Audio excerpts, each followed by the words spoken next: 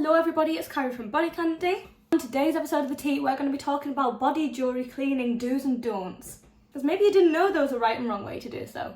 That moment where you decide to remove your piercings for a really good clean out doesn't always end well. You get lost gems, warped jewellery, damaged jewellery even. What went wrong? Not all jewellery is made the same way with the same materials. It's very important to clean your jewellery in the way that is appropriate for said materials. Let's discuss the do's and don'ts. Before we get into that, make sure you like, comment and subscribe to BodyCandy to see more of these videos, and let's go. Cleaning don't number 1. Wearing your jewellery in the shower is not a proper way to clean it. Hard water, shampoo and other chemicals can really damage it. Materials like acrylic, silicone, even stone can actually take quite a lot of damage from this.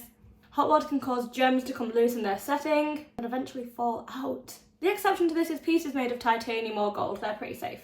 Cleaning don't number 2. Another massive no-no for jewellery cleaning is household chemicals. Substances such as bleach, alcohol, other household cleaning products are way too strong for most jewellery materials. Chlorinated pool water will also not clean your jewellery, only shorten its lifespan. If you're going swimming, just take it out. Replace it with something basic and plain like titanium. Also avoid lemon and vinegar, these can massively damage the finishings. Cleaning don't number 3.